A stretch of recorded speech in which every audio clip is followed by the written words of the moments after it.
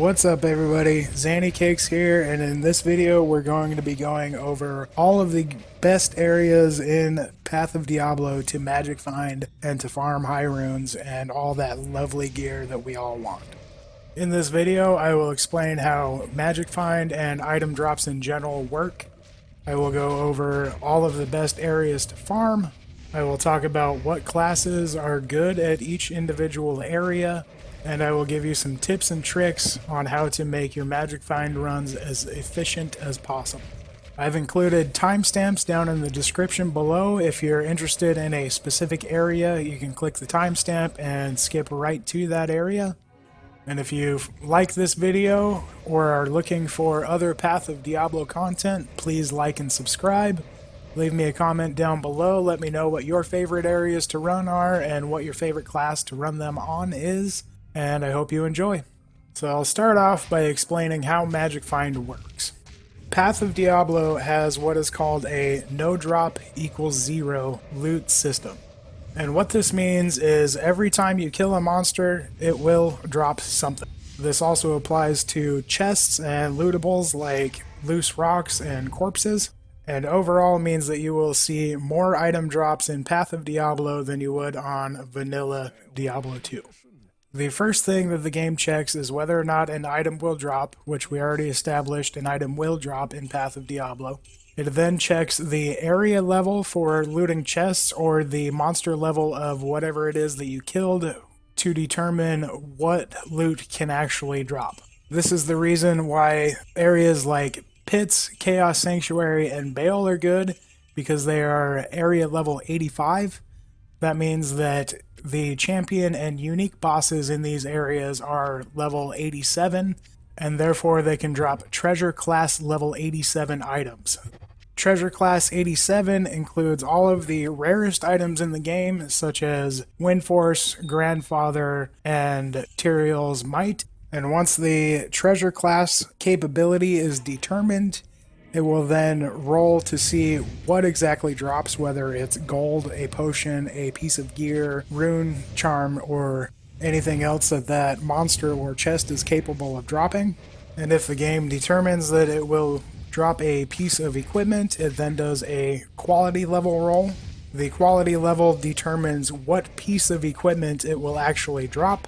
And then lastly, it will roll to see what rarity the item is, and that is modified by your magic find percentage.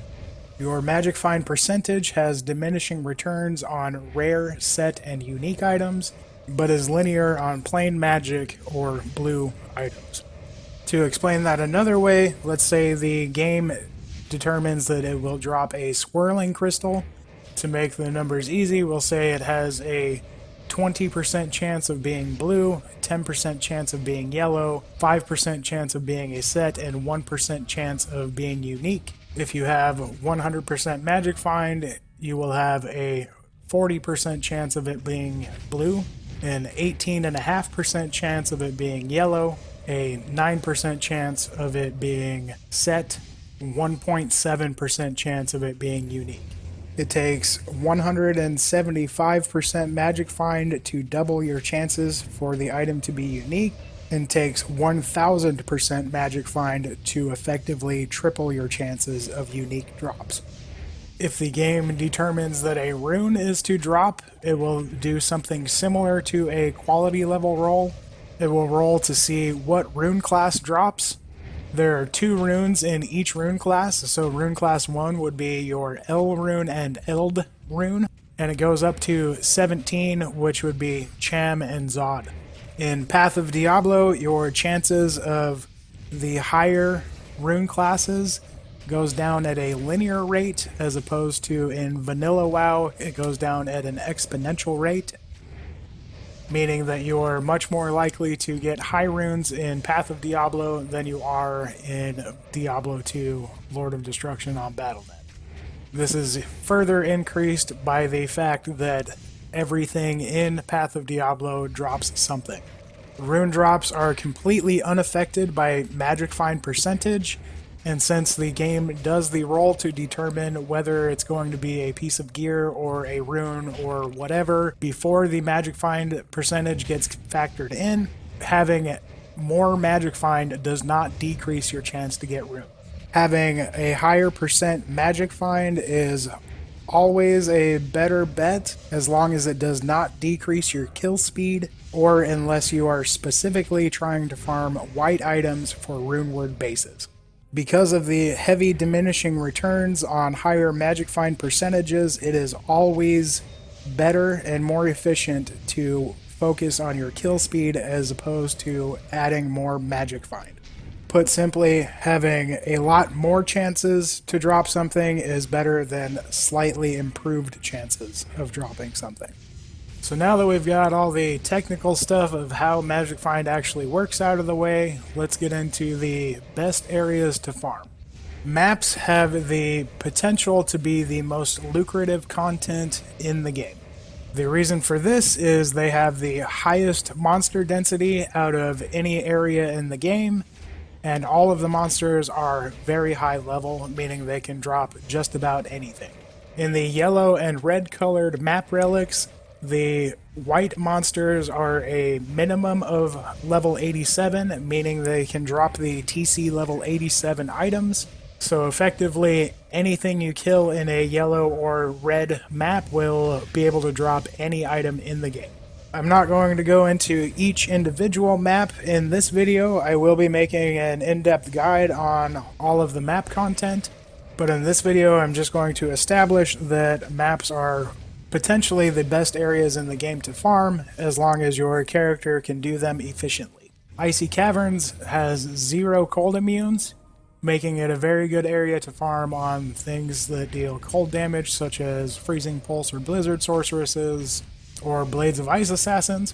Frigid Plateau has no physical immunes, making it a good place to farm on any melee class that deals physical damage. Dim Cellar has no physical immunes or poison immunes, making those elements very good for Dim Cellar. Musty Crypt has immunities to everything besides magic, making them a good choice for Fist of the Heavens or Bone Necro. Desecrated Temple has no magic or physical immunes. Ruined Citadel has no fire immunes. Forgotten Desert has no magic immunes. Burnt Forest has no physical immunes. And the Pleasant Pasture doesn't have anything that's immune to anything outside of the unique packs that spawn. Overall, some of the strongest map running characters would be a Faith Boazon, a Fist of the Heavens Paladin, or the hybrid Fire Blade Fury or Blade Throw Assassin. While those are not the only classes that are very good at running maps, they are 3 of the better choices in my personal opinion. Whether you love them or you hate them, cows are undeniably one of the best places in the game to farm. It has an area level of 81, so it can't drop everything in the game, but it can drop a lot of really good stuff. Other positive notes to mention about the cow level is they are very easy. They have no immunities to anything. They're very slow moving. They're melee range. The cow level has a very high monster density. While running the cow level is decent for set and unique drops, it pales in comparison to other areas like Mephisto, but it is arguably one of the best places to farm runes and runeward bases. You will also see a lot of charm and jewel drops here, which is also very handy and can be very profitable. To get the most efficiency out of your cow runs, your best option is to focus on kill speed and getting your runs as quick as possible. One of the best areas to cut times out of your cow runs is in getting Wirt's Leg. If you find the road in Stony Field, follow the road until you see the yellow portal to Tristram pop up on your minimap. The portal always spawns next to the road at some point. The best classes to farm cows on is any class that has heavy AoE damage and good mobility. Some of these would include the Javazon, Corpse Explosion Necromancer, Poison Necromancer, various builds on a Sorceress such as Nova, Frost Nova, or Frozen Pulse, Rabies Druid, or Fire Trap Assassin. Any class can run cows fairly easily with minimal gear because the dynamic of the cow level is very simple, straightforward, with easy to kill mobs. The Countess tends to be a necessary evil. While she has the potential to drop pretty good gear, she cannot drop everything in the game. She is, however, the only monster in the game that can drop the Key of Terror, which is used to open the Uber's portals to the organ bosses, and she is also the best place in the game to farm runes up to Ist. The Countess is guaranteed to drop a rune, and that ranges in Hell mode from L rune through Ist rune, and then she herself, not on the special bonus rune drop, can drop up to a low rune. To get to the Countess, you go to the Black Marsh in Act 1, find the tower cellar, and descend down to level 5, where she will be in the back portion of the level. I honestly cannot recommend running Countess on anything other than a sorceress, but druids or necromancers can be viable if you have flame dash or convocation skills maxed out and have 10% reduced cooldown corruption on your boots. When you are teleporting down to the Countess, you always want to go around the outside of the map in a clockwise fashion. Other people have described it as going left from the entrance, as if your back was to the door, you turn left as soon as you can and follow that wall. It does not always work out that way, but more often than not, that is your most efficient way to teleport down to level 5. And over the course of hundreds of Countess runs, it will save you huge amounts of time. The tower cellar levels spawn ghosts, which have the highest chance in the game to drop runes out of any normal monster. I'll leave it up to you whether or not it is worth your time to stop and kill them for the potential of some added rune drops. The pits are found in the Tomoy Highlands in Act 1. The easiest way to get there is to go to the Outer Cloister waypoint and follow the road backwards until you find the entrance to the pits. You simply follow the road. The road will eventually fork. You take one way. If it's not that way, you go back and take the other way, and you will eventually end up at the entrance to the pits. The zone can spawn fire, cold, and lightning immunes, but they are very low hit point and easy to kill monsters. It has 2 levels, and there's a super chest in the 2nd level.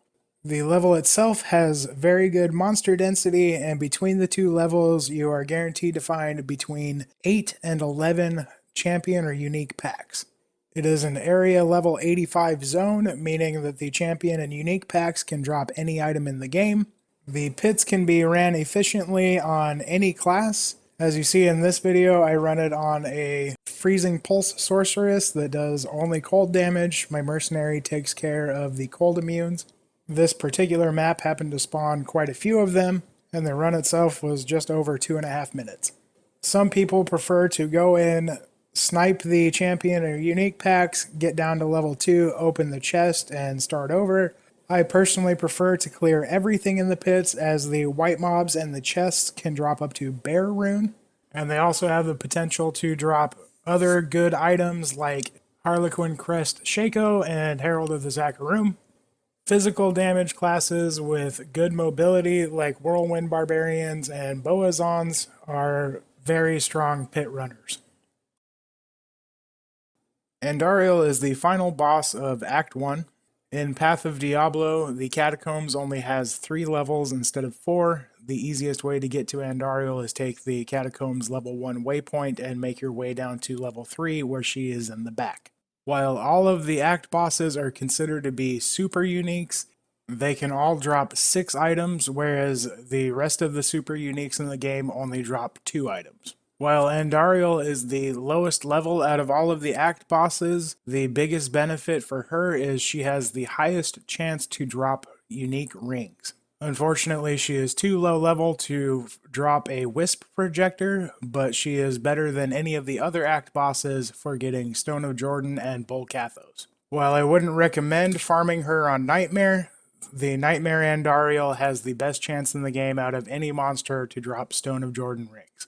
She also has the ability to drop the Essence of Suffering, which can be used in the Herodric Cube with the essences of the other act bosses to create a token of absolution. The token allows you to reset your stat points and skill points, similar to the free stat reset that you get from Akara in each difficulty. The Ancient Tunnels is a level 85 area in the Lost City of Act 2.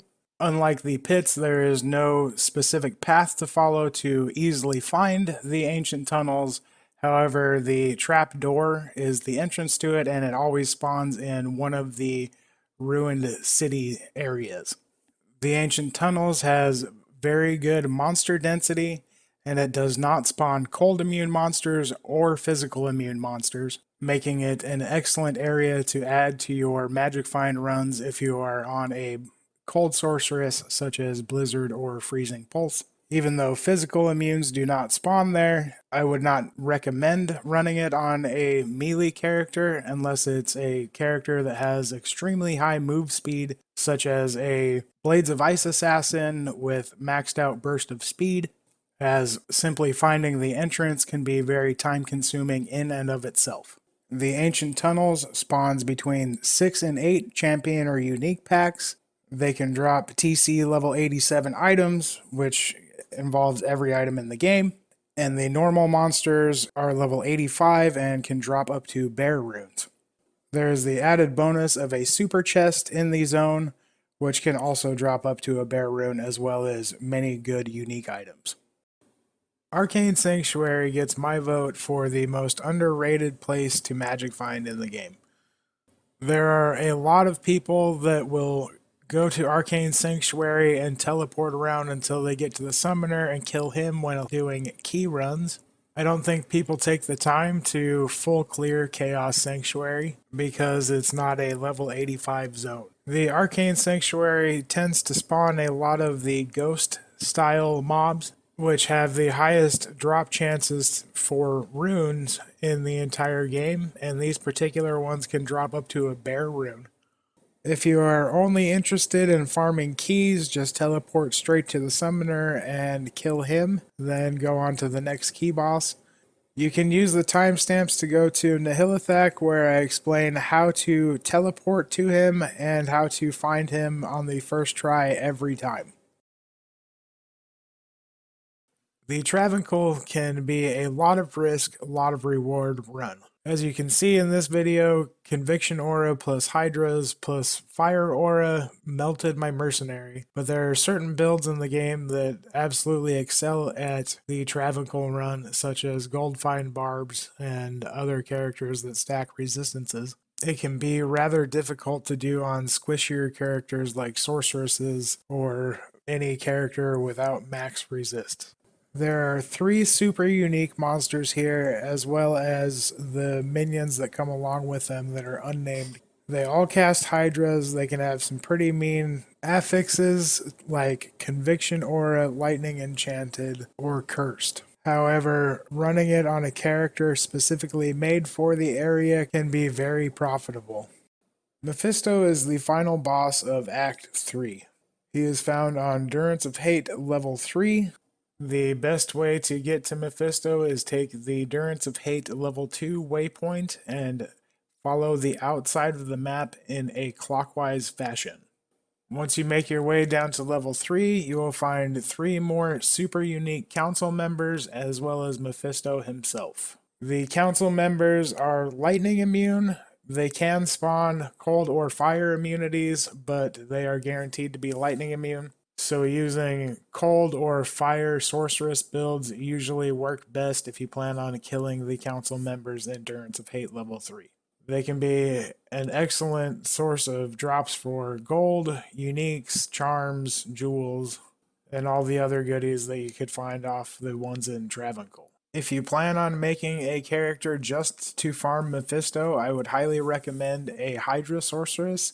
Last season I ran a very cheap Pure Fire Hydra Sorceress and did 1,000 Mephisto runs with killing the council in each game. They were my best source of high rune drops on Mephisto runs, as well as dropped just as many unique items as I got from Mephisto. However, you can simply skip them and kill Mephisto if you want to have your runs be as fast as possible. On Path of Diablo, you don't have to worry about Realm Downs. That's a BattleNet only thing, so you can do Mephisto runs in 45 seconds over and over again all day long if you want to. That is also one of my favorite things about the Path of Diablo mod. Farming Mephisto would be my #1 recommended spot if you love identifying uniques. The River of Flame is a very underrated spot for people to farm. A lot of people will do Chaos Sanctuary, but hardly ever farm the River of Flame itself. The entire River of Flame is a level 85 area, just like the Chaos Sanctuary is, and has quite a few unique and champions packs that spawn, as well as fairly good monster density. You can either take the City of the Damned waypoint and clear to the River of Flame waypoint, or vice versa. If you plan on doing both, starting at the City of the Damned and working all the way through Diablo is the most efficient way. The super unique Mephisto the Armorer is also in the River of Flame. As of patch 19 for Path of Diablo, you no longer need to farm Mephisto for map relic drops. They now drop off of anything in level 85 areas as well as the cow level. However, the River of Flame is a very good area to run if you enjoy running the Pit or Chaos Sanctuary. The Chaos Sanctuary is a favorite spot for many Diablo 2 players. I personally consider it to be the overall best spot in the game to farm, and I don't say that because I feel like the Chaos Sanctuary has better drops than everywhere else. I feel like it is the best spot just because it is very fast, very easy. The Chaos Sanctuary has very good monster density, and you get to kill 3 super uniques plus a boss that can all drop the best items in the game. Just about any class or any build can solo Chaos Sanctuary with very few problems. The only thing I would recommend would be to get good resistances in Hell mode. There are no physical immunes, magic immunes, or poison immunes inside the Chaos Sanctuary. So builds like Bone Necro, Holy Bolt Paladin, and Rabies Druids tend to excel here. The Chaos Sanctuary gives very good experience all the way up until late 90s, especially if you're running games with groups.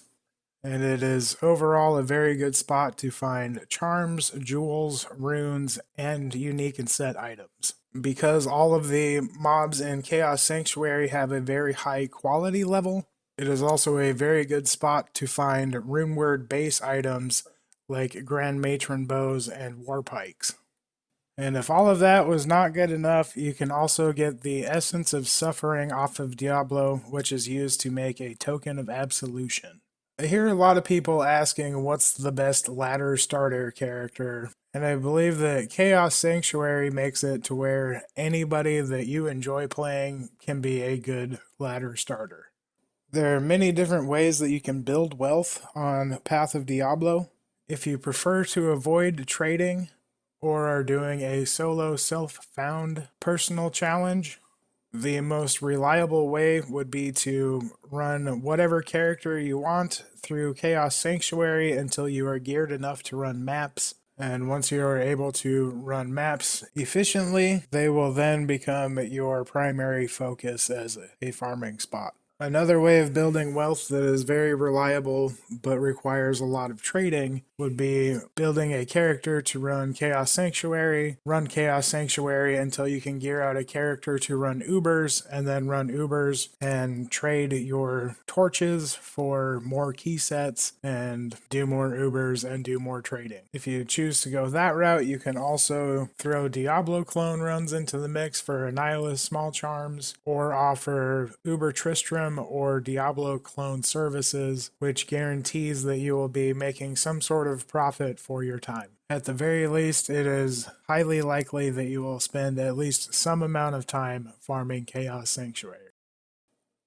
Shenk and Eldritch are 2 super uniques that spawn in very close proximity to the Frigid Highlands waypoint in Act 5. Eldritch spawns to the north of the waypoint, and Shenk spawns to the southeast. These runs are extremely easy and fast, and can drop some very good items as well as high runes.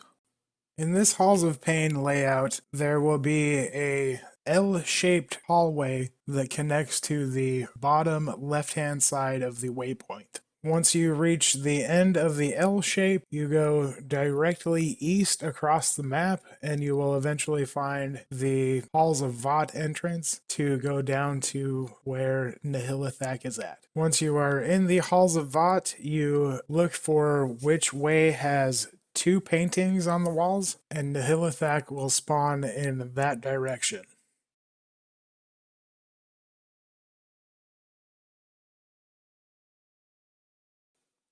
In this Halls of Pain layout, you start off surrounded by 6 stone pillars, and you want to go immediately to the left. To the left, you will see 2 ways leading out, one going slightly down, one going slightly up. You want to follow the one going slightly up all the way to the left edge of the map, and then go slightly north to find the Halls of Vaught entrance. When you are in the Halls of Vaught, you will look for which direction Nihilithak is in by finding which wing has 2 painted walls. If there are 2 painted walls in one direction, that is the direction where Nihilithak will be. This is the third and final layout to Halls of Pain. Directly to the left of the waypoint will be a section of the hallway that forms an upwards pointing arrow. The left-hand side of that will be pointing towards the bottom left of the map. Simply follow that until you run into the entrance to Halls of Vaught. As with the other 2 layouts, once you are in the Halls of Vaught, you find the direction that has 2 paintings on the wall. Teleport to the end and you will find Nihilithak, and you can rinse and repeat. Nihilithak himself is decent for magic finding. He does have a drop table that can drop anything in the game. He's also a good place to get grand charms to reroll with perfect gems in hopes of getting a skiller with 45 life on it. And Nihilithak drops the third and final key that you need to use to make the portals that go to the organ bosses, which are needed for the Uber Tristram event as well as the Diablo clone event. Worldstone Keep levels 2 and 3 are a fantastic area to add to your run if you've never tried them before. A lot of people will do Bale runs and simply teleport past everything, getting down to the Throne of Destruction. But Worldstone Keeps level 2, 3, and the entire Throne of Destruction are all area level 85 areas, meaning that they can all drop any of the best gear in the game. And Worldstone Keeps level 2 and 3 tend to have very good monster density depending on what spawns on those particular maps. You can spawn black souls as well as undead Stygian dolls that can be very troublesome. If I'm farming Worldstone Keeps level 2 and 3, if they spawn on a character that has a hard time killing them, I will simply make a new game, or at the very least try to run past that level and hope that they don't spawn on the level below it. I have had a lot of really good item drops on Worldstone Keep 2 and 3, and I particularly enjoy them when they spawn the Flayers and Ratmen. And finally, we come to Bale. If you've played this game long enough to get to Nightmare mode, then you are undoubtedly familiar with a Bale run. If you've played Diablo 2 on Battle.net at any point in time in the last 10 years or so, you are probably a seasoned veteran when it comes to Bale runs. And they are still an excellent spot for farming experience, as well as a good area to add to your magic finding list. To get to the Throne of Destruction, you go down to Worldstone Keep level 2 waypoint, progress down through level 3 Worldstone Keep into the Throne of Destruction, and where you make your way to the end and find Bale sitting on his throne. There will be 5 waves of minions that he spawns, and then he will eventually go into the Worldstone Chamber where you follow him and kill him. The entire Throne of Destruction is an area level 85 zone. meaning that all of the champion and boss packs that you find in the area, as well as all of the super uniques, can drop any item in the game. Bale is also a mob that can drop any item in the game, and he drops 6 items when you kill him since he is an act boss. And he also drops an essence used for the token of absolution. I'd like to thank you for watching the video. If you found it to be useful, please give me a like, subscribe, and if you're looking for other Path of Diablo content, please check out my channel. If you have any questions about any of the content in the video, please ask them down in the comment section below. And as always, good luck, have fun, and I hope to see you out there.